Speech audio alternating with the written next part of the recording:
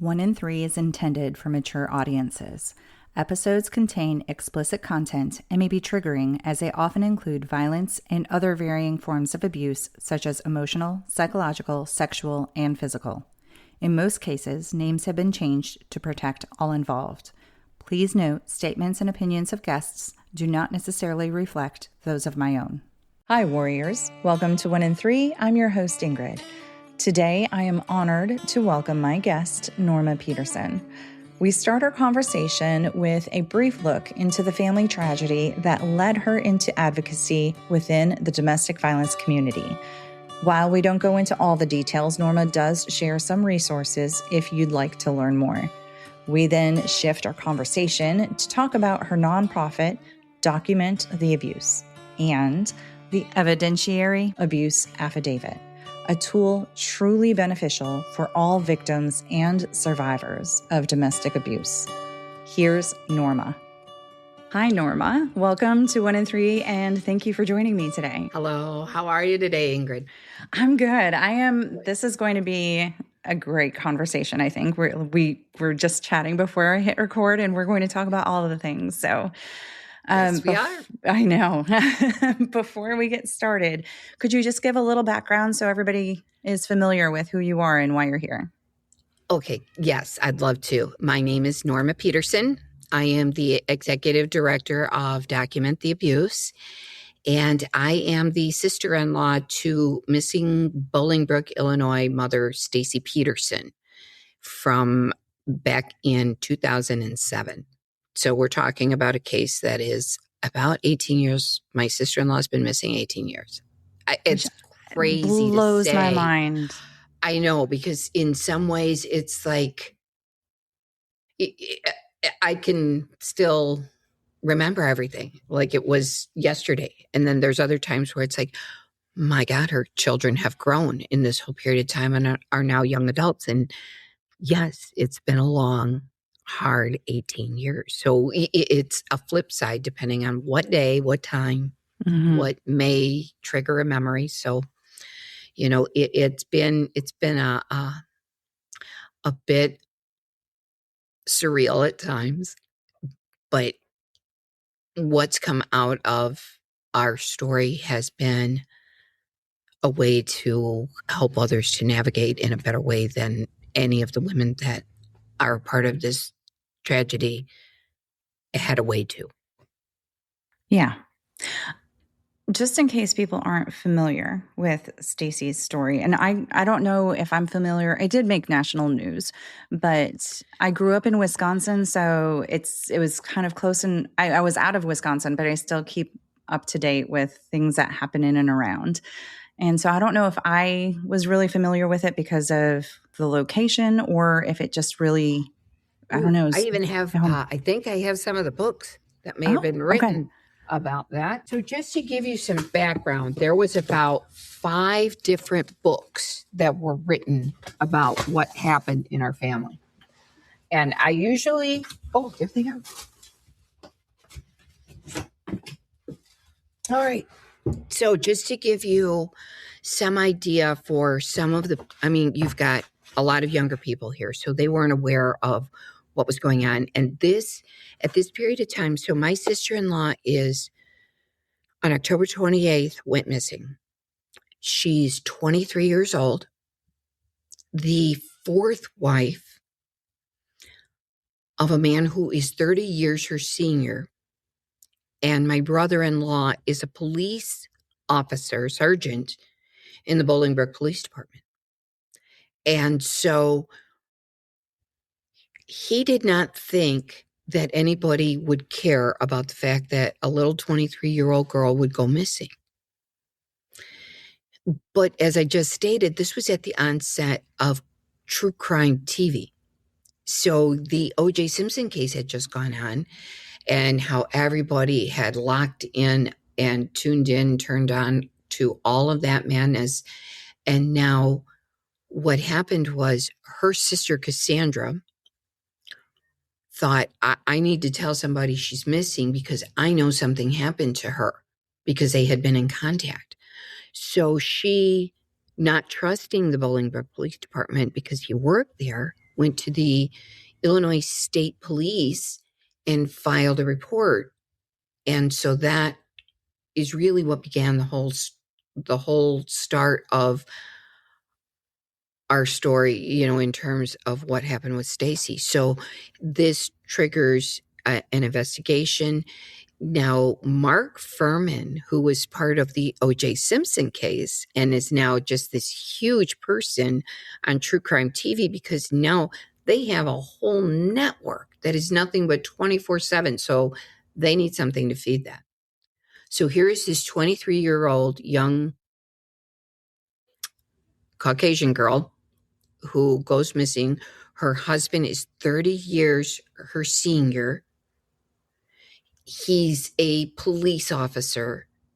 And now when they start to look, he has a third wife who died under accidental circumstances. So now Mark Furman starts to take a look at this and says, really? Let's take a closer look. And that's exactly what he does. He comes out here and he starts to take a closer look. And this triggers all kinds of media to come out.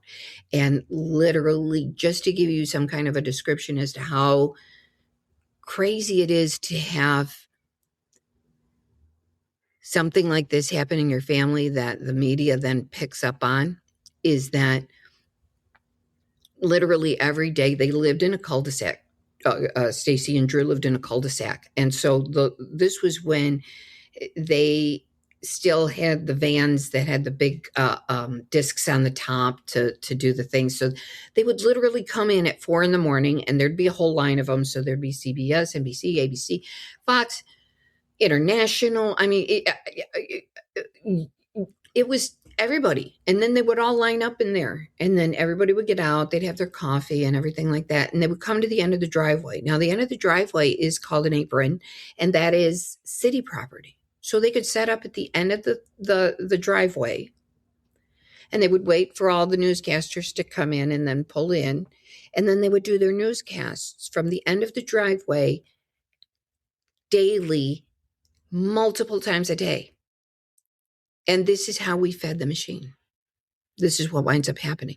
And so now everybody's in on this case, but there's all kinds of things going on that now they're looking into Drew's background. And if you take any kind of a look into the history, you'll see what my wonderful brother-in-law was like going out into the media. He was just loving every minute of it and not thinking he's famous, not thinking he's infamous, not knowing the difference. So this is how we lived our lives. And in the meantime, there's all these books that are written about him. Here's one called Exposed. Drew Peterson Exposed, Derek Armstrong, who spent time with him. And he let him. And then he wrote the book, and he totally dissed Drew. And Drew's like, what? I'm such a nice guy. What? Oh, my gosh. That's so gross. It's insane. Fatal Vows. I mean, it was nuts. There's a couple of other ones. I don't know where they went, but yeah, I've got a couple of other ones that were all written, so it was just, I mean, crazy. And it's easy to see all the media that was created, the Sun Times, every single day. I mean, I could go get newspapers at just 1, 2, 3, 4, every day. This was what her case did. Yeah, I guess I didn't realize it was her sister that reported her missing. Cassandra Kales, her sister, was the one that really got the ball rolling, because you would think, okay, so if someone goes missing, you're going to call all their friends, right? Mm-hmm. You're going to try to call people. He can call anybody. He just says that she took off with some guy and $25,000 that he had in his safe. I don't know who has $25,000 in their safe, first of all. There's that. Takes especially a cop, you would think. Yeah. Where did you get $25,000? Now, he always had side businesses, but nobody I know has $25,000 in a safe anywhere, So he just went. Not that they would tell you. So this is what he tells everybody. He just tells, and this is what he tells Cassandra. Your sister took off on me. So he doesn't try to call anybody. He doesn't call me, who he knows Stacy talks to, I'm friends with her who he knows I know her. Wouldn't you call me to say, do you know who she might have taken off with? If it's this random guy, don't you think he'd call me to say, where is she? Right. Well, and they had kids. So even if you don't care if whatever, she went off, left you, and you just think, let me just move on, you have kids together. So you need some sort of communication for the kids. You know, so you would think. If you look at the media that was out there, you'll see that he was telling her, oh, you need to come home. You need to, your kids and oh, she won't because she's scared of the repercussions, blah, blah, blah, blah, blah. Well, even if you're in jail, there are no repercussions for her at this point. You're in jail. She doesn't have to worry about you. She's free to come forward. Why hasn't she come forward? Don't That's you think right. that she wants to see her children too? If we all know what a great mom she was. Mm-hmm. So it would be inherent to any mom that once you're not a problem anymore and I don't have to worry about the repercussions because now I can tell everybody what was going on and prove my point, I would come forward. Right. But she hasn't, has she? Right. So I guess we know. Did her sister, was she aware of the relationship beforehand? What was going on? Yes, she was. So she was very concerned and had gotten Stacy a new phone under her name. And Stacy had called me with the number to let me know so that, and had told me that Cassandra got me, I have a new phone. I don't want Drew to know about it, but I want to be able to stay in contact with you. And this was a week before she went missing. Okay. And you already had an idea of what happened. I did, because I've always had a somewhat adversarial relationship just due to my personality in general. I tend to be, especially as the older you get, the less you tolerate,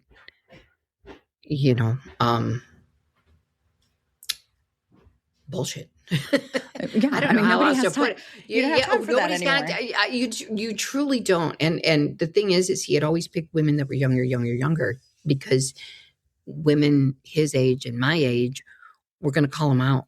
And in order not to have that happen, he needed to have someone that he could manipulate. That's why he kept doing it. So, his second wife was a little bit younger than the first wife, but not with his first wife. He was okay.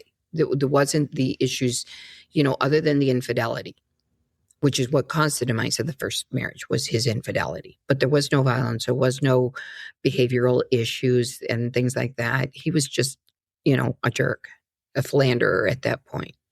Yeah. He did not become truly, didn't start down that path of who he became until his second marriage.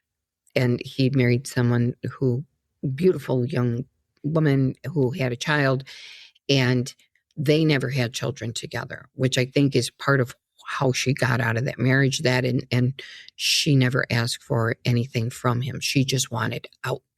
And because she didn't ask for anything, she told him, you keep your pension. I don't want anything. I just want out. And so that's how she survived getting out of that marriage. By the third marriage with Kathleen, he was full on into who he was and who he is now. So he was starting to really feel the depth of his narcissism and abuse, and was in a position of power and authority, had people and advantages that others didn't due to his lack of morality. And so was able to really perpetrate his horror everywhere. And with so many of us, still to this day, there isn't repercussions from his actions, whether it be in relationships or situations. Even now, they resonate, and they will until all of us are gone. But with the work that I'm doing, we're going to make that resonance not just something in terms of a tragedy, but we're going to take that tragedy and resonate in a different way. We're going to resonate in a more positive way. And we're going to take the names of these women, because there's one other woman that we need to talk about that's a part of this. because what Stacy and Kathy went through was just horrific. And the fact that none of us could do anything to help them in a way that was substantial, that would have kept them here. Now, you're very active in the domestic violence community. Was that ever a topic that you even thought of before all of this personal tragedy? I mean, Kathy and I, we were in business with Kathy and Drew, so we had our own set of issues with them. And we could see how he changed her. He manipulated her. It is not a wonder we all couldn't get along, because he was in her ear constantly. People want to take things from you. People want whatever you want. He even did that to her family. So he ostracized her. Everybody wants what you have. Everybody, because I do so much for you and you have so much because of me, everybody's jealous of you and they all want you. So he put those walls up so that, that's what abusers do anyway. Right. So that was his way isolating her. Yeah. Right. But he was doing it in a way where she was starting now to feel like that. And she was also acting in that manner because of that influence. Because there's a lot of people that will tell you that because she used to be a very fun-loving, she's a beautiful woman, but you can tell by the end of her marriage with him what that's done to her, being in a marriage with someone of his nature and having to put up with those kinds of situations and circumstances, and to which you can't seem to find anybody to help you get out. So I can't imagine the terror that any of them felt during those periods of time. Right. So was there a specific moment with all of this, all the news and everything, where you thought, I want to do something? Okay, so here's kind of how yeah. So okay. So let's start with about 2 weeks after Stacy goes missing. Drew had called someone else to come and help him take care of the kids. So now he has 4 young children at 10, 12, 18 months, and almost 3 years. Goodness. And he doesn't call any of us. He calls some guy named Rick Mims. And this guy, Rick Mims, comes and helps him and starts to figure out, based on Drew's behaviors, that he's up to something, or his behaviors is not at all indicative of someone who is innocent. And even Rick could see it. And as soon as Drew saw that Rick was figuring it out, he kicks Rick out and he calls us. That's weird. Again, why didn't he call me? So we move in. So that's why I know all the media is going on, because we're living there, inside of there, with the blinds closed, because every time we open them, there's the media right at the front door. So this is how I know, is because I'm looking from the inside out. We felt like we were in a fishbowl. So we go in, we start to take care. I take care of the kids. We take our son, who is the same age as the boys. He's like right in between them. So they're the same age. Paul, myself, and his brother, and we move in and we help and take care of things. We stabilize. We offer a stable environment. I'm fixing dinner every night. I'm taking care of the littles while the other ones go to school, and we're trying to normalize life as much as we can for them. So I myself am observing things and behaviors. Now, he knows. This was the weirdest thing, Ingrid. It's like he knew I knew. Because there was one instance that I will never forget, that when we were in there, and like I said, we feel like we're in a fishbowl. So my husband happened to have to take my son out somewhere. The boys are gone. The littles are sleeping or something, taking a nap. And it's Drew and I in the house. And we're on the first floor. And in the first floor is where the office is as soon as you walk in. And the window is right there. So I'm looking at the window as though I can see out of it, out the front window. And I'm just kind of standing there. And he comes in from the kitchen and he catches me just kind of, how you just kind of space out and think about something. Mm-hmm. He happened to catch me, and he came in and he said, "What are you thinking about?" And I just remember looking at him and telling him, "I don't think you want to know what I'm thinking about." Oh. He looked at me and he turned around and he walked away. Oh, yeah. So he knew. He knew you knew. Knew. Mm-hmm. But yet we had a truce that had to be implied because I kept taking care of those kids and he kept coming home and we kept doing this very surreal situation until now the reason that he needed someone there is he kept thinking that the police were going to come and pick him up because they could pick you up for 72 hours questioning and then release you. They can hold you for 72 hours. He kept thinking they were going to come and get him. And he didn't want to leave the kids by themselves. So that was the whole purpose of having someone there, is in case they came and picked him up, he didn't have to worry about who was going to take care of the kids. So that was the purpose. So as time is going on and he's figuring out, they're not going to come and get me. They're not coming to get me for that 72-hour question. I'm over here thinking, what in the actual is nobody talking to this man? Now, because we are his family, we're part of the suspect's family, nobody bothers to talk to us.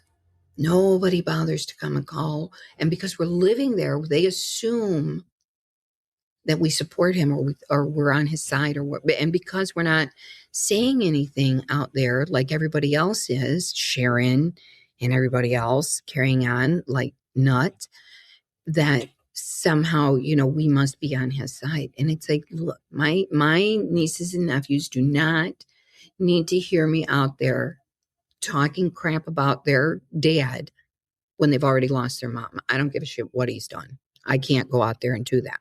It's not right. Yeah. It's not healthy. I need to take them first, So he figures out that they're not going to come and get him. So a couple days before Christmas, he kicks us out and he says, "You know what?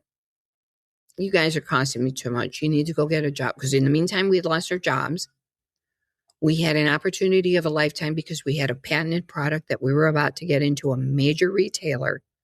When Stacy went missing and when Drew went out there, we lost that opportunity.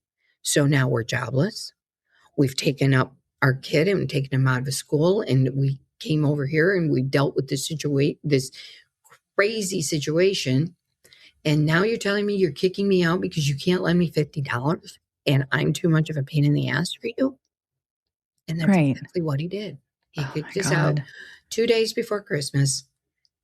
And we went home we wound up losing our house. We wound up losing our business. We wound up losing my son for just a little bit. He went through a very difficult time. We all did. I mean, still to this day, like I said, there's those repercussions. But in doing all of that and seeing what went on and seeing how it went on and then going through the trial, I think is what really lit the fire. Knowing what Kathleen had gone through because we didn't talk, because we had gone through that business. So he separated us. And so there was no way for us to know all the havoc he was creating for her because we had already backed off ourselves. We don't want anything to do with this toxic man and this toxic situation you got going on. We knew that he had stuff because Mom told us about it, but she scheduled different Christmases. She scheduled different things so that we didn't run into each other. There was a whole thing that went down that we knew how Drew could be. But when you're dealing with a narcissist, this is going to resonate with anybody who's dealing with one right now, who knows one.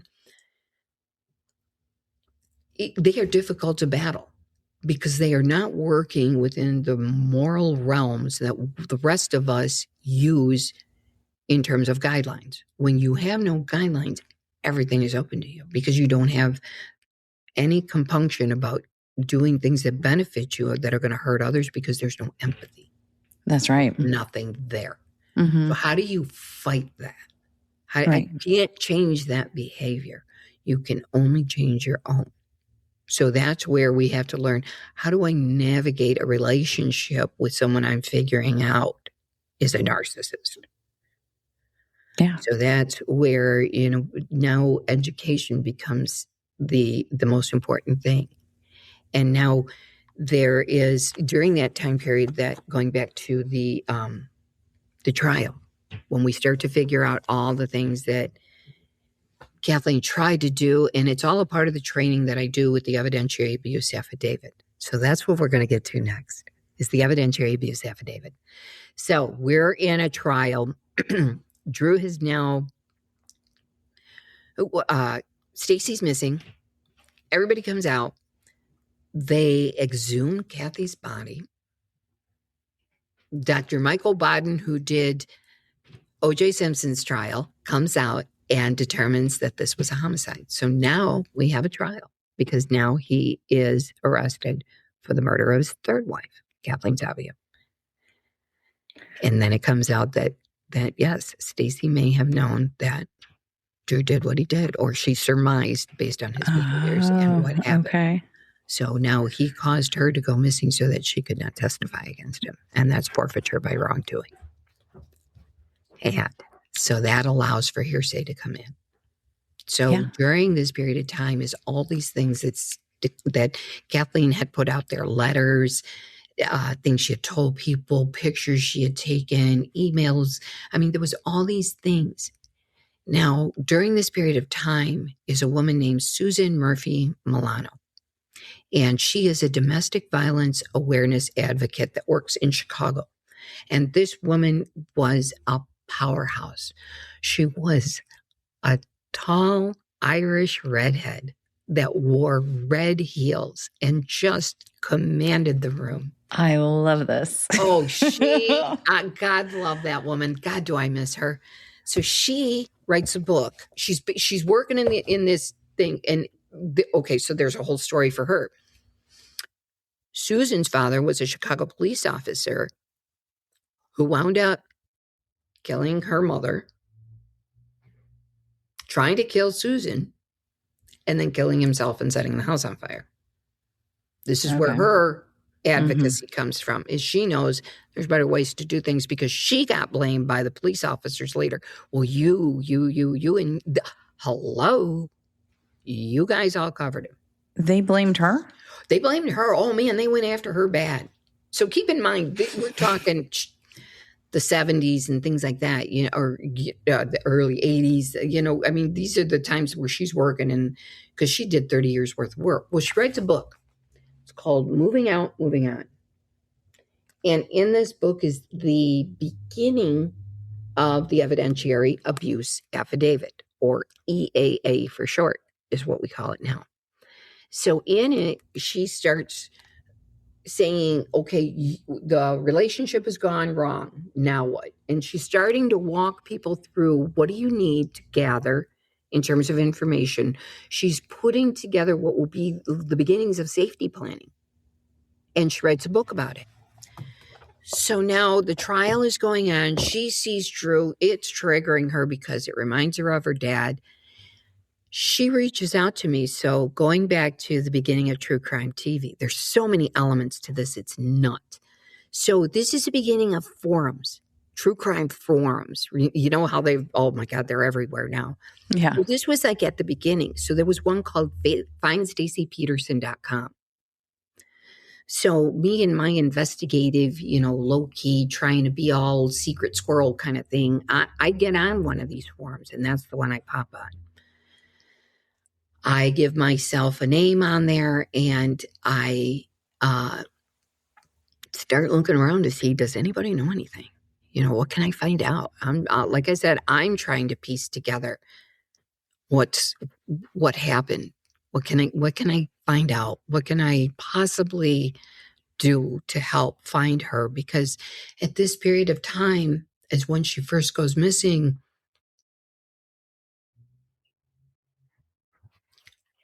And I keep thinking to myself that she's cold and she's lonely and that I need to bring her home. So I'm trying to find out information on these forums to see, is there anything that I can do, any kind of information I can find, because the police are working on their stuff, but I know what I know about him and what all the things can I find out? Well, on this forum is a woman who works with Susan. And so she's like, I need to introduce you to, because she has something that if Kathleen would have had it, we wouldn't be going through this trial right now. So we set up a meeting. And the first time that Susan and I meet, and she's been doing this work for 30 years. Mm-hmm. I'm still in the midst of going through a tragedy, not realizing the implications of the platform that I have, because I'm literally just going through everything. So we meet, and it was like oil and water. It did not go well. I called up our mutual friend and told, oh my God, this woman's a bitch. Are you kidding me? She's like yelling at me, and and I'm still raw and whatnot. She goes back and she's like, this girl is just doesn't get it. She wants to do all this dumb stuff. No. She's going back. And our poor mutual friend's like, oh shit, that didn't go well. Right. That was a little unexpected. They're thinking this is going to be right. So she's like, okay, you guys, just take a deep breath. Both of you, you're both very strong personalities. Let me see what kind of damage control I can do. And so God bless her. She goes back. She talks to me. She talks to Susan. A couple weeks later, we try this again, because now there's these things that have gone on in trial. It's like, you know what? Screw that. We got to figure this out. So we meet again. This time it goes a whole lot better. We both have a little bit of a changed perspective. Mm-hmm. We get it now. She gets that I'm still raw. I'm still going through things. I'm still at the beginning of where you were years ago, so, and I now get where she's at, because I now understand after 18 years of doing this where she was. So It gives me the benefit of understanding her viewpoint at that period of time a little bit better. Mm-hmm. But it was so funny to go through at the time, because my poor friend had to go through so much shit. She's like, oh my God, what the hell? So we start working. So then she writes a book called Time's Up. Okay. How appropriate. Time's up. Mm-hmm. Enough of this. And this tells, so yes. So she in it is the first written version of the EAA. So this is the first iteration of the evidentiary abuse affidavit. And I'm thinking, this woman is brilliant. What the hell? If Kathleen would have had this, Stacy might still be here. Mm-hmm. So when we say that something like this can literally change lives, we can change lives. We can change outcomes. We can make Stacy, Kathy, and Susan's names the ones that we remember, as opposed to his, the perpetrator. Yeah. We make it them. We make it so that they're representative of so many of the statistics that are out there, that instead of being a percentage, let's call them a name. Let's call them Susan, Stacy, and Kathleen if we need to. Because we need to start associating this much better with names and faces like theirs, so that we understand what the implications of this are and what this can do to save more women like them. That's right. Domestic violence. And so it's been a very gradual commitment to mission to get us, for the work that I do. This wasn't anything I intended on doing. I am certainly, none of the education that I have is there isn't a whole lot to it. It's the school of hard knocks. It's the school of, well, hey, that didn't work, so let's try something else. But it's taking the work that Susan, it was her life's work, And it has the ability to make such a difference for so many that are dealing with any kind of abuse, because we tend to think of it domestic violence. We think of it needs to be a bruise or it needs to be physical. Right. So the term violence kind of implies that to us, and we don't recognize that abuse is so much more than just violence, or it's violence of a quiet kind. That's right.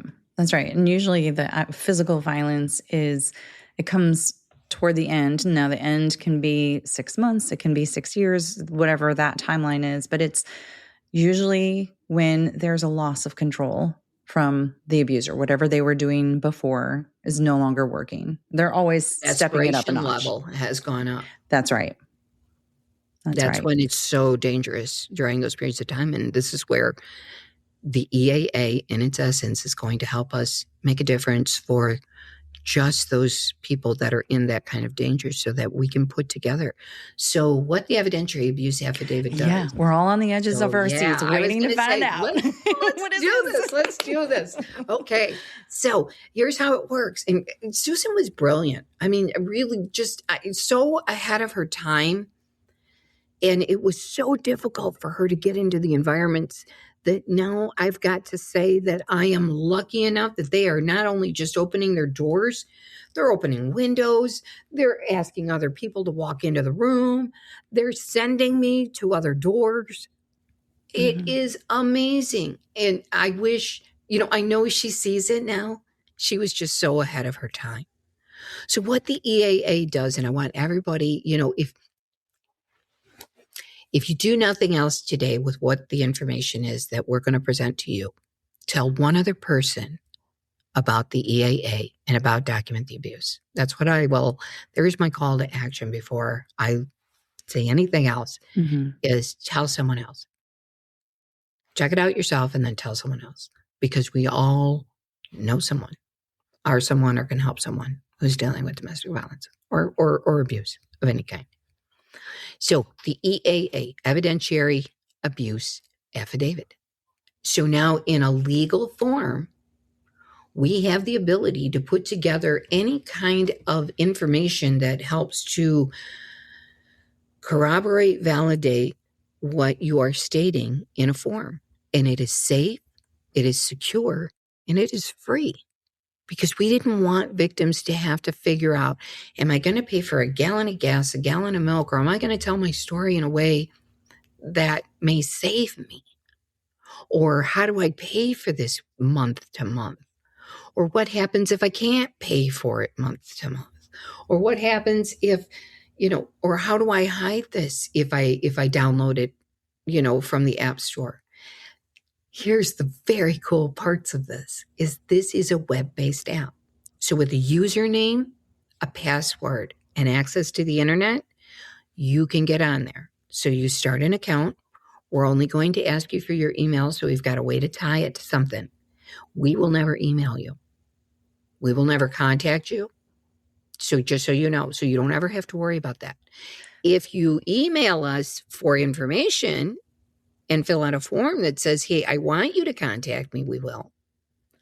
But you don't ever worry that we're going to send you anything. We won't. That's a really important piece, because you never know what is getting monitored. Right. And the thing is that's why web-based. Drew's brother, Paul, God love that man, is the one that helped figure out the web-based app. Not help figure it out. He's the one that helped create it. He's the one that created it. So we had the book, we had the written, which we still have as a PDF on the website, by the way. If anybody wants to download it, they don't want to mess with the form, that's fine too. Go ahead and download it. Print it out. We don't care how you do it. Just do it. That's all we're asking. Just do it. And so it is a very safe and secure platform. We vetted it. It's HIPAA certified. These are never open. So it's like a digital diary. You go in there, you put your information.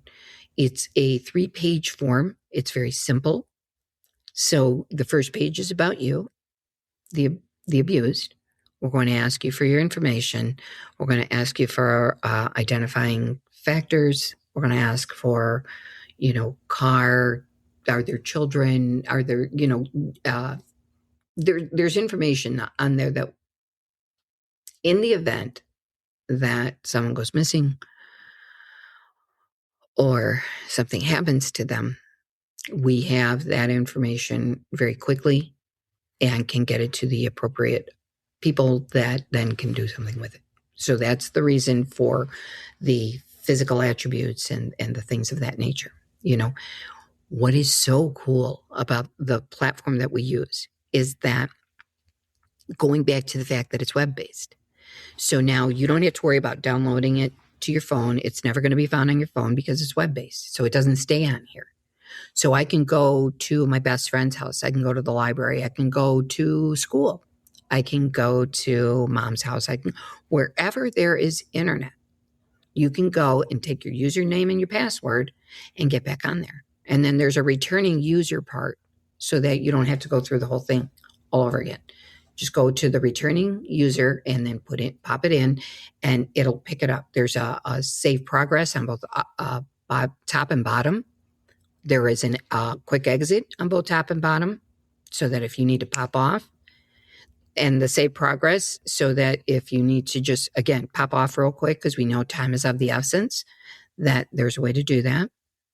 So we tried to keep in mind all the variables that go with the concerns of a victim or a survivor on how they're trying to navigate this. So on the website is a prep page. So before you fill out the EAA, we're going to tell you, here's some of the things that you might want to get together before you even get on there, so that we can make the best use of your time and your effort, knowing that with victim survivors, that right there is probably their utmost concern, because they are being tracked. Everything's being tracked. So if I can go to school with the kids and ask a teacher, ask to use the library, now I can just pop on there and do my stuff. That's brilliant. Here's another quick, it gets better. So so as you're up, I know, and this is so, and there's times where I feel terrible about what I get excited about, but it's like, this is so cool. And the fact that I get to do this with what we went through and get to represent these women in a way that can get me this excited is just amazing to me. It's a gift. It's a gift I get to do, that I get to do this. They're not here to do it, but I get to do that and represent for that. Not only just them, but who they represent. All those statistics, because that's what they represent. Every time you read 78%, that's 78 Stacy, Kathy, and Susan's is how we need to think about that, So this is why it excites me to think I can make those statistics go down. Yes. Through that. We're going to make them go down. So you can go on there, and let's just say you're on your iPhone or you're on your iPad, you're on a device that offers you the ability to take a picture. It is so we're going to ask you to take a picture of yourself. Maybe if you have evidence that needs to be uploaded, you can do it from a file. So you could put it on a jump drive. You can pull it off of your computer. But if you're on here and let's say there is a picture of something you need to take and you are in the platform, it's only using the phone as the vehicle by which it's importing the information, so it doesn't stay on the phone on the photos. It's bypassing your photos and going straight to the platform, so you don't have to worry about, oh shit, did I erase that picture? Because I don't want anybody to worry about that. It was like, oh crap, because I know I've done stuff and it's like, oh shit, right. Did I do that? Yes. Like I said, don't mind my French. No. Everybody, I have terrible French. I speak great truck driver, I guess. I don't know how else to put it. So don't mind me. But the thing is that, you have that ability now. So you can go on there and let's say there's a hole in the wall. I don't want to make it real obvious, but I have my phone on me like this and I can take a picture and I'm in the platform. Now it's going straight to there and I can save it to there. Here, the other part being that anything that, so if I have, let's say, an email, a screen capture, a text message, everything can be uploaded to that and it's holding it all for you. So now another big concern we're eliminating is every time, because victims have stuff here, they have stuff there. I have to hide everything. And then what happens if I have to run out the door and that abuser's going to find my stuff? There it goes. Mm-hmm. Now I got to start all over again. I don't know, what if I can't recreate that? What if I can't redo that? What if I get... Nope, we got it. It's a digital diary. It's there for you.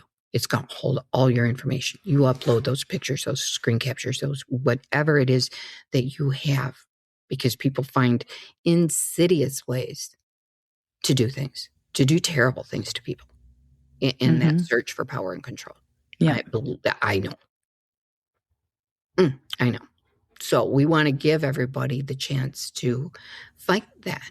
So in putting down all your evidence, in creating an EAA, in getting that information out of yourself and validating to you when you see it written to say, I'm not crazy. I know what I'm going through is abuse. There is a wonderful resource called loveisrespect.org.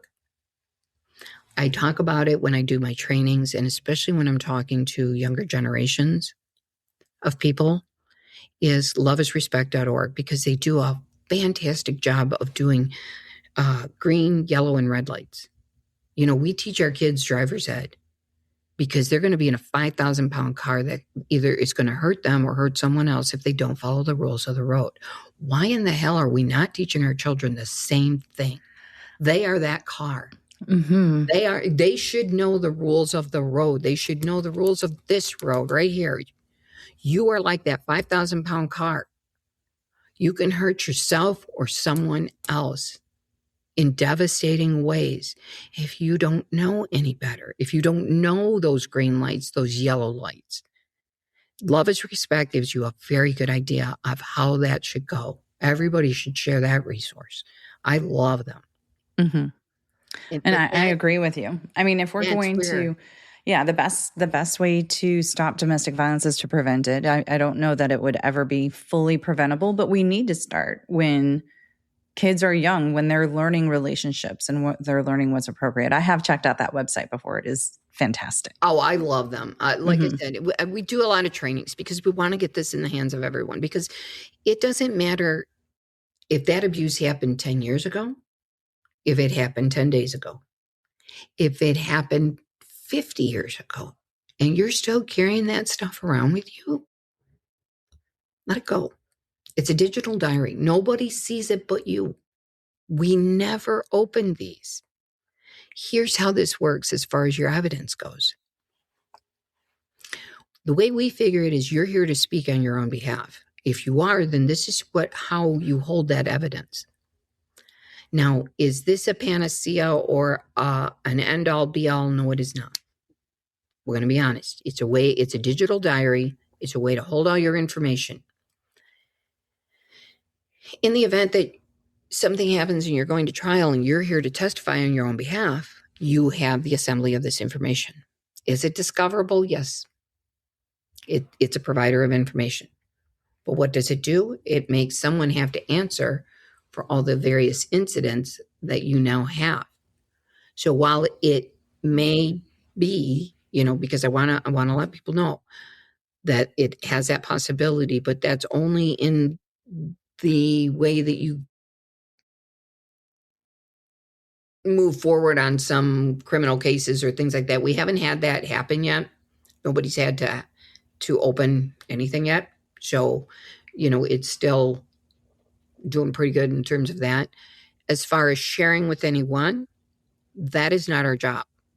We never open these. We are like a library. So we have the books, but we never open them. We're just the librarian that that holds them. And then in the event that someone goes missing, like Stacy, so we're going to take Stacy, the difference between Stacy and someone else's case. So Stacy goes missing. Stacy told somebody that she filled out an EAA, because what we do is we ask you to tell one other person that you trust, hey, I filled out an EAA. If anything happens to me, go to the cops. Go to somebody. Tell them I filled out an EAA. They can contact us. So with a valid missing persons report or a homicide report, to which we can now know that this is in the system, in the law enforcement system and in the legal system, we can then be contacted.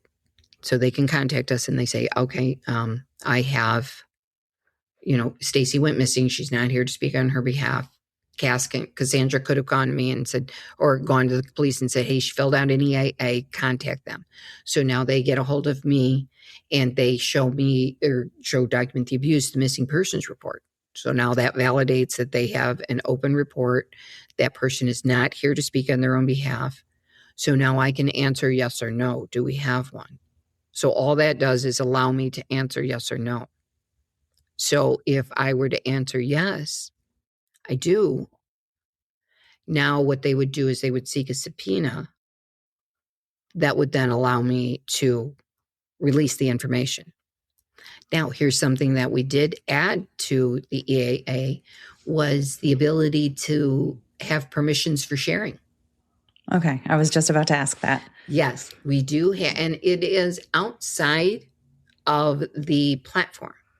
Now, the reason that we did that was, let's say in the, we're thinking of all these different variables in different situations. So we're trying to think, what are the different ways that victims might come at this or want to use this, or law enforcement, the judicial system, what's going to benefit them? So there are times when a victim will go to, let's say, a prosecutor, state's attorney's office, and they kind of want to share this information, but they don't want to tell the abuser, I want to share this information. Or they've checkmarked the box at a time where they were mad enough, they were like, okay, yes, I want somebody to know when this happens. So now there's been an elevated incident, because we know each time it goes into the system, there's an elevation. There's a reason. Now this is 4, this is 5. When you're getting to those instances, the levels of violence in whatever manner that they're at, like you said, now there's a total loss and they're feeling it. So now it's the desperation is elevated, as is the sense of violence that needs to come along with that. So now they've gotten there, but now this person, so now they checkmark that permissions for sharing at time 4. They're at time 5, and now they're scared, and they've got this person there, and they're like, no, I don't want to share that. I don't want to share that. Never mind. I don't want to tell you guys. I'm going to back off. If that permission for sharing is checkmarked, I can give it to them. I don't need their permission. I already got it. Okay. So now what that does is that releases them. They can honestly say to their perpetrator, I did not say that they could do this, wink, wink, because at some period of time they did. Right. So we captured that during that period of time. The other thing, like I said, there are so many cool things about what the platform that we're using, what Susan, put into this so that we could use for victims to be able to use their own information, to gather all that they could to prove that this is what's going on with me. Was all the ability to put all of these variables together so that regardless of whatever the instance is. So we had talked to state's attorneys, we had talked to prosecutors, hey, what's going to make this easier? And there's like, well, there's instances where they recant. So we need something that's going to add to that, so that does that with them. The pictures are going to add to that. It doesn't matter when you did it. It doesn't matter how many times you deal with this kind of a situation. If you get out of one situation and you, as we know sometimes happens, We will follow a pattern of behavior that allows us to then get into something else. You can fill out another one. We don't care. It is there. Like I said, we're the librarians. Nobody opens them. Nobody looks at them. You don't have to worry about what information is in there. So there are just so many great ways that victims can feel heard, even if it's just to themselves. Because sometimes you don't, if they start writing this out at time 3, they're now getting to time 5. Even they're looking at what they wrote and they're figuring out, what, this was not where I wanted to go in my life. This was not what I thought I would be dealing with. Maybe I need to go look for help. So we work with so many different organizations, and there are resources, that we are a part of and participate in and ask people to look at and things like that, so that we can provide that help also on various other levels. But being able to tell people, here, you can tell your story. No one judges you. It's there for you, and you only until you decide that you want to share it with someone else or use it to validate your story and who you are, and that you are important, and that other people are there for you and want you better for you and want you to do better. And anything we can do to get you to that is what we want to do. Because that's ultimately what it is I don't want someone else to go through what Stacy went through. I don't want someone else to go through what Kathleen went through. I don't want the kind of pain that drove Susan to have to do the work that she did. So this is where, we can make a difference. There are thousands of EAAs filled out already. I've been doing this work for probably 10 years fairly consistently. I had to wait until Drew was in jail and could not get out because, as my husband will put it, I was not a very good sister-in-law. So we need to make sure that there wasn't anything I did to that man or that caused him to be in jail. Nothing I did. Did I help him any? No.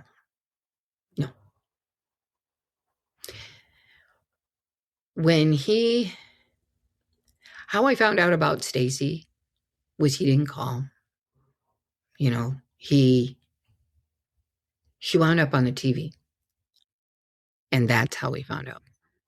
So he didn't even have the decency. So my concern for that man is limited, to say the least. So the fact that I get to forget who he is and forget his name and say it as little as possible, as you can tell, he, him, whatever. Yeah. So that it's their names that make that different. Well, so one thing I was thinking is, how you were saying you can just use it as a journal, whether you do anything with the information or not. I do want to say, as somebody who is a domestic violence survivor, I've lived through it. I've done a lot of work personally since then. And I've gotten to the point where now I have friends who are going through the same thing. I have friends who were kind of at the same level as me. We all went through it together and we all got out around the same time. But now I have friends who are currently in the beginning stages. And it's frustrating, to know where it's going to lead and to not say, can you just listen to me? This is what's happening, but to be supportive. And I have one friend in particular who she's understanding what's happening, but she's not at that stage yet where she's ready to leave. And it has not gotten physical, but I told her, I think actually maybe just today, why don't you start just documenting things? And she's like, because I forget, don't I? And I said, well, yeah, you forget. It's not that she's forgetting what happened, but she's forgetting how bad it was. There's a term I recently learned called distorted nostalgia, where, say, they always ruined Christmas. And But then you look back at Christmas and you remember all the nice things about Christmas, and you're able to minimize the bad stuff that happened. So it's a little bit of a distortion. And so she's not truly forgetting what happened. She's just in her mind, she's minimizing the bad times. So she's glossing things over. Yeah. So if you have that, make them palatable. Exactly. To be able to deal with emotionally. Exactly. So to have that documentation, that timeline, to be able to go back and see, okay, I'm not imagining this, it happened before, then you can also see the escalation that happens. And then that gut feeling that I think a lot of us have felt of, this is going to get really bad, you can see that's not just a weird feeling. It's actually happening. Things are getting worse. There is a physical manifestation of that fear and of that concern. Here's something that in our frustration, because like you said, but if we've all done our work, we all know that people can only work from where they're at. We have to meet everybody where they're at, and we make no judgments about that. If you go back, you go back. That's okay. We're still here. That's right. We don't care. You're here. Whatever your decisions are, we understand. Here's something, though, that friends and family can do. If you're being sent information, you can fill one out on someone's behalf. Okay, I was about to ask that. That was one of my questions. What you're doing is you're putting that timeline together. Maybe you're the corroborating or validating testimony to someone's story, because that has happened too. I mean, not in regard to the EAA in particular, but there was a woman who supported documentation because she was witnessing a young man whose wife was being extremely abusive, and he was coming in, and she was taking notes on her calendar when he was coming in with bruising, or when how his behavior was on the phone when she would call, and how she was, what her behavior patterns were when she was, that she was witnessing.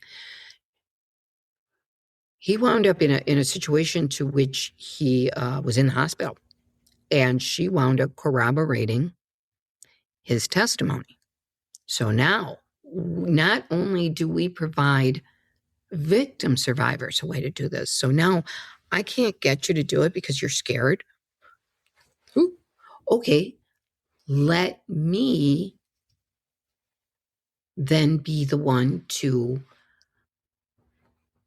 write everything down because you're sending it to me. And now I have proof on my phone, so I can download it myself. And now you don't have to worry about it. So I'll tell you what, if you don't feel comfortable doing it, just send me everything and I'll set it up. I'll write everything out, and then you can just keep sending me things. So you can do that. So the ability that the EAA has to change anyone's ability to help someone is amazing. So we are training the community, because this is where the victim survivors are at. This is who's going to, the health fairs, the resource fairs, the universities, the colleges, anywhere that we can help spread this message. When we work with law enforcement, what we're doing with them is we have a QR card. So if anyone is on there and you want to look at that, and you can even take your phone right now and look at it, it will take you directly to the website. So now what we're doing is we're working with law enforcement, because it's so simple as just taking a card with you. There's nothing extra you've got. I mean, it's a card. I do them in little plastic containers so that they can stick them in their pocket. They can stick them in the squad car.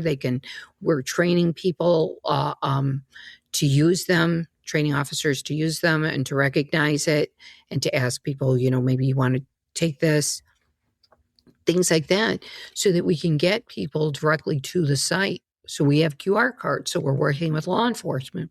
We're working with the judicial system. So we work with, I love this. I wonder if I have this around. So I work with the Family Violence Coordinating Council here in a local county called DuPage. They have a QR code initiative where they've created, of all the various organizations that are available as resources, and they hand that out to victims. So everybody is on board with the whole QR code thing, with being able to get information out quickly and things that benefit the victim survivors in ways that were never available before. And now everybody's on board. Law enforcement, judicial system, community organizations, and inviting resources like ours to the table openly and gladly. And what can you bring to us? And it's awesome. So in all the various environments, medical, we're starting to see medical get involved, because if we can get doctors, if we can get emergency room people to stay, so as we get this awareness out there in the various states, we're working all across the country. I've even got a documentary running right now in the UK.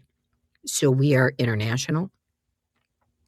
So this is getting out there. So we're getting everybody recognition. We're getting the awareness out. We're getting everybody on board doing it in any way we can, whether it's training, conferences, speaking engagements, so that everyone's aware that this is out there and that they can use it. Just give us a call. Go on the website. I was actually just about to suggest hospitals and medical need to get involved too. Things that are going to go on, yes. And there's technologies that can be inherent. I mean, I'm finding out about technologies that are absolutely amazing out there, like our friend Liz there and things like that. Yeah. So, I mean, just the things that we can do to make a difference in the landscape and to be able to offer hope and to be able to say your voice matters, your stories matter. And now you have a way at no cost to you and not having to make any kind of decisions other than, can you commit to just telling your story? It matters. We care. And just keep it for yourself. And if it triggers you to go out there and look at those resources, they're out there for you. They're out there for you. We care. We're tired of hearing the names. We're tired of the Gabby Petitos, and we're tired of the Micahs, and we're just tired. Enough already. We need to do something different. We have Domestic Violence Awareness Month. We need Domestic Violence Awareness Action Month. Yeah. That. Yes. Yes. We're going to build on that. I have a question about the EAA. Is there an age? Do you have to be a certain age to start documenting? Because, the unfortunate truth is kids are often victims of abuse as well. Of abuse. With an affidavit, in order to get it notarized, I think you must be of legal age 18. Okay. However. Oh, okay. Good. I'm so glad there's a however. I know. You can tell there's a however. I was like, there's no way after this. Okay, so however. So what we're working on right now is I grabbed the domain Stacy's Daisies because daisies were Stacy's favorite flower. And we are creating a children's, something that counselors can use, therapists can use within the realms of their offices, and have children be able to use this in that manner, because then that adds another layer of confidentiality, because that being of the utmost importance always in terms of who's filling this out, who this serves.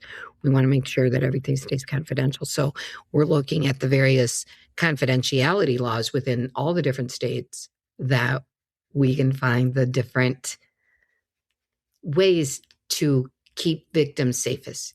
So if you're doing this in your therapist's office, if you're doing this in the counselor's office, if you're doing this in the child advocacy, centers, so there are certain places that offer you even more layers of confidentiality and of hope, so that we will then be able to offer this as a way to tell stories and to upload evidence and do it within a context that then makes it easy for the judicial system then. We need to work with them to make sure that whatever presentation of evidence may come, that it is within the realm that makes it easy for them.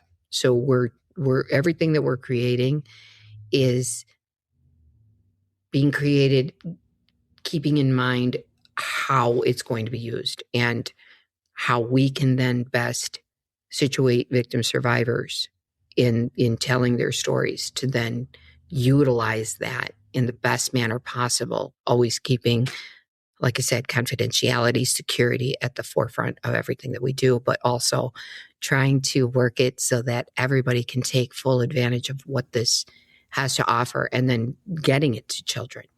Because yes, the statistics there are just horrifying. So again, there is something else that we can now be able to offer, those who work within those realms, an even better tool, because that's what we are. We're a tool in everyone's toolbox. We are a resource. Yeah, I suppose it does get sticky with kids because then there's the mandatory reporting aspect as well. You have a lot of variables that you have to keep in mind legally, in terms of presentation of evidence. How is somebody going to be able to use this? If we're assembling this, we need to make sure that it's going to be useful and that it does the work it's supposed to. Yes, it's a diary, but we want you to be able to use this diary in the best way possible at the highest efficiency that it can be used, So we're always looking at those types of situations. So everything is forward thinking, just like Susan. Yeah. Well, and I wonder, I have no idea the answer to this. The confidentiality, if there's confidentiality, if a child goes and speaks with a school guidance counselor or the school social worker, if there's any, I wouldn't. Well, here's what you do is you tell them about it, and then maybe they take it to their counselors, or maybe, so what we do is we need to, like I said, we need to make sure that we're not going to cause any unnecessary harm or have to lose anything to anyone, to an abuser because it wasn't done right or it wasn't done well.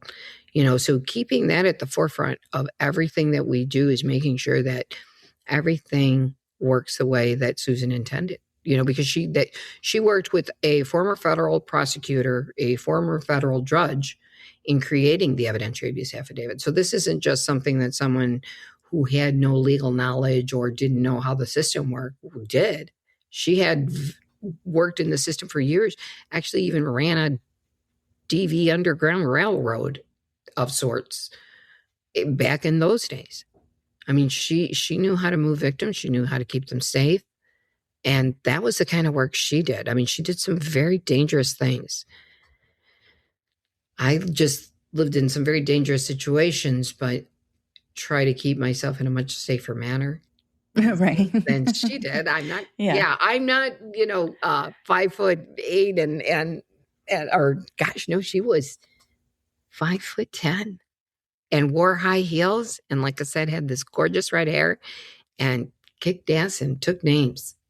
And that's why we have what we have now as the evidentiary abuse affidavit, and how I get to do the work that I get to do is because of these women. I finally just took a look at my notes because I've been so engrossed in this conversation. So I actually did write down some questions. Are there any local or federal legal considerations that victims need to take into account when actually filling this out? Yeah, actually, before that, maybe explain, because if people are just new to this domestic violence and realizing they're a victim, or they may not know the whole legal process because that's a foreign, world for us. First and foremost, I think what we want to look at is this is a digital diary. So regardless of whether, we're thinking on the legal terms here at DTA. So we're going to do what we can to make sure that all those kinds of things advance. What we want from you is just for you to tell your story. Not necessarily keeping in mind am I going to be able to use this legally and things like that? Maybe just first and foremost, just to get it out. just to start this process so that you can start to look at it. Is this something that I need? So first we want, and again, going back to the website, if you go on Document the Abuse, it helps spell out the various things that might come to mind, FAQs, things like that, so that we can prepare you and we can talk to you about what to expect and the kinds of things that we're going to want from you, and so that they're not unexpected, things like that. So we're trying to keep those things in mind. So again, going back to, you don't necessarily want to fill it out to the extent that you're going to do this legally. We want to get you just get it out first. So that's the first thing. As far as any other legal ramifications, there's really, what it is there's going to be certain instances to which this can lend itself to fairly easily. Forfeiture by wrongdoing being the first one. Be easy peasy to get the EAA in under those kinds of circumstances, because now you've made someone unavailable to testify against you. And that's forfeiture by wrongdoing.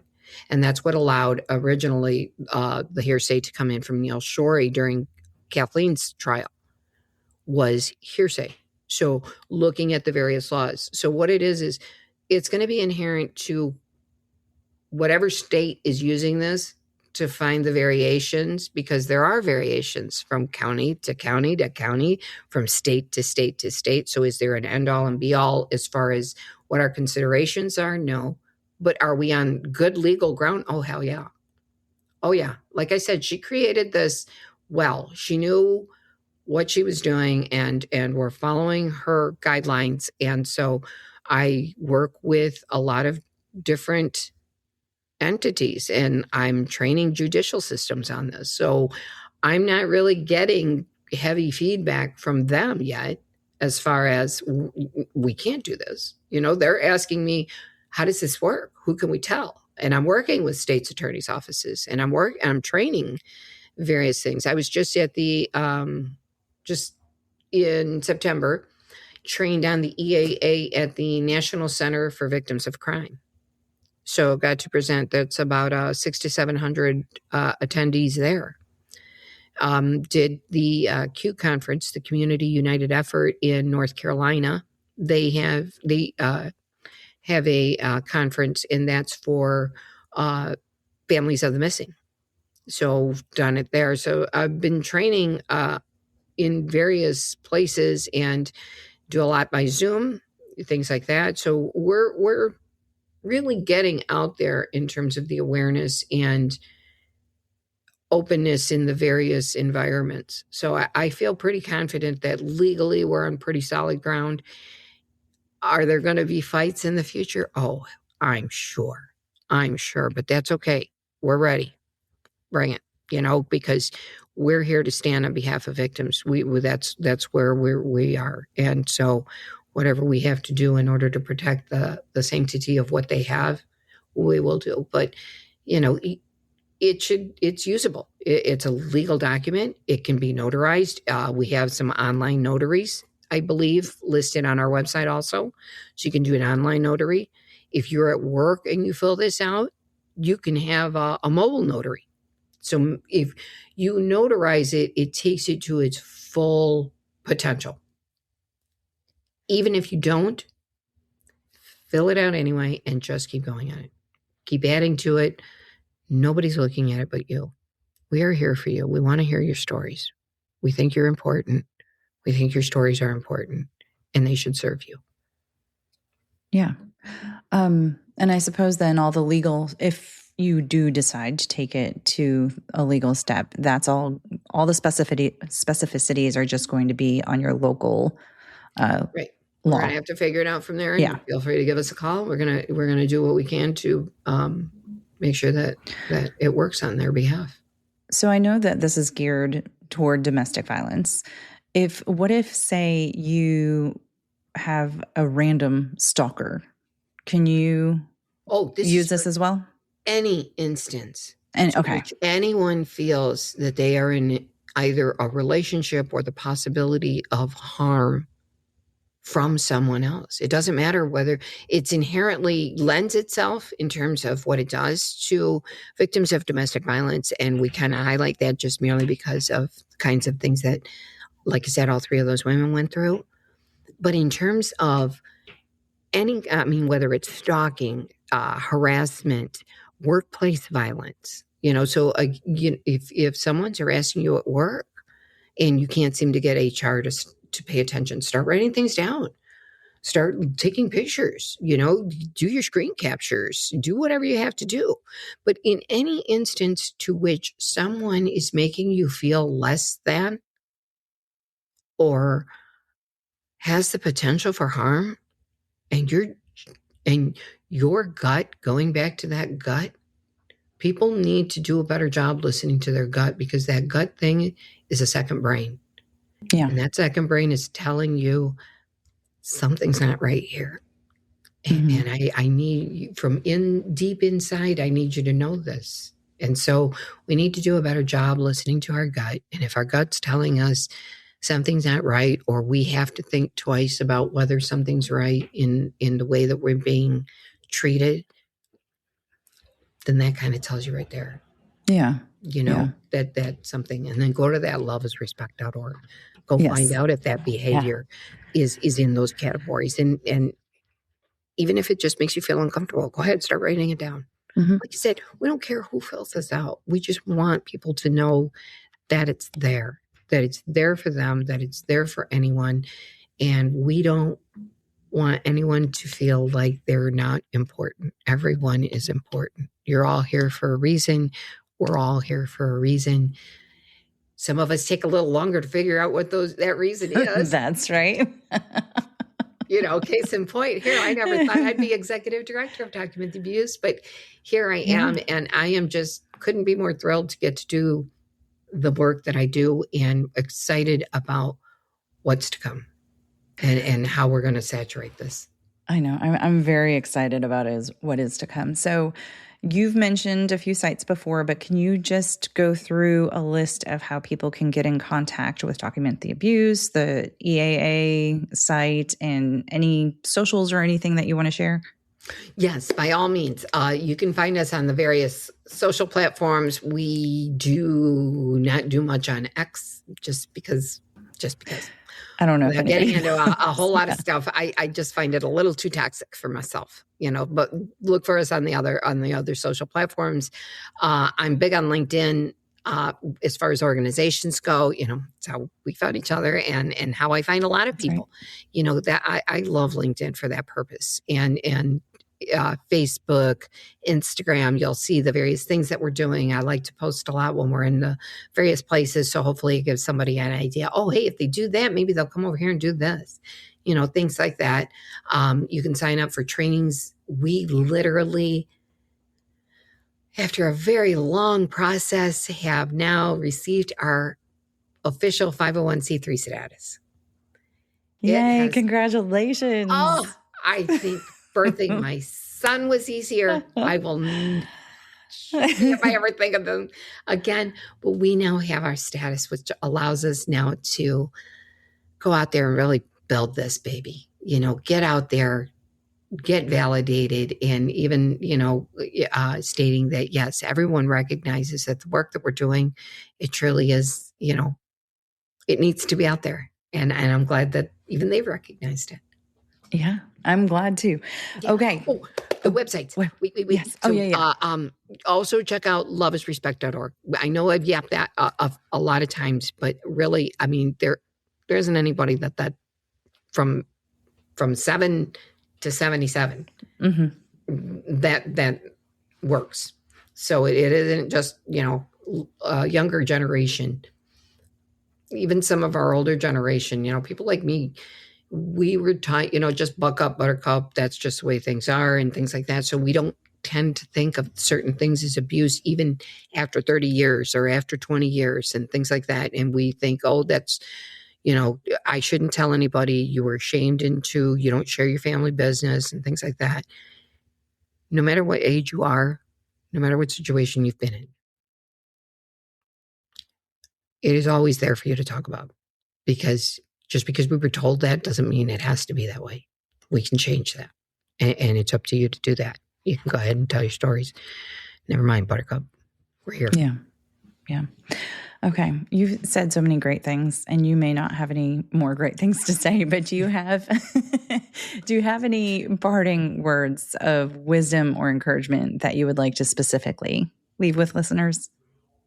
I appreciate you, Ingrid, for doing the kinds of things that you do and for opening up this conversation, because every time this conversation gets opened, there may be somebody else that now knows about this, and maybe it changes someone's outcome. So every time, like I said, I mean, if there's a call to action, anybody who hears this, if you want to go fill one out, go fill one out. If that story was 10 years ago, 10 minutes ago, whenever, it's there. And tell one other person, because we all know someone, we are someone, or we can help someone who's dealing with domestic violence.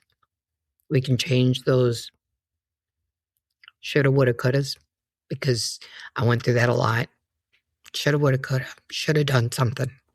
Could have changed that. So we take a lot of blame and we shame ourselves and we guilt ourselves. But those emotions don't really solve anything, and they don't do anything. So I've changed them to I can, I will, I am. So let's go with that. If we go with anything, I can, I will, I am, because I can, because I'm telling everybody about this. I will keep moving forward with DTA and all that it can be. And I am by being here today. And so are you. If you are here today, you can say, I am.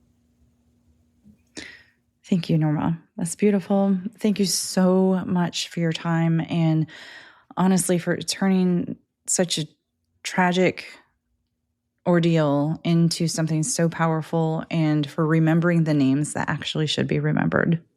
Thank you. I appreciate you, and I appreciate everyone who's listening. I hope you all have a great day. And again, I appreciate the time. Every time we do this, someone else hears. I agree. Thank you. Thanks. Thank you again, Norma, for joining me today, and thank you, warriors, for listening. I've included the links Norma was referring to, as well as her 1 in 3 profile, in the show notes. I will be back next week with another episode for you. Until then, stay strong, and wherever you are in your journey, always remember, you are not alone. Find more information, register as a guest, or leave a review by going to the website 1in3podcast.com. That's the number 1, IN, the number 3, podcast.com. Follow 1 in 3 on Instagram, Facebook, and Twitter at 1 in 3 podcast. To help me out, please remember to rate, review, and subscribe. 1 in 3 is a .5 Pinoy production. Music written and performed by Tim Crow.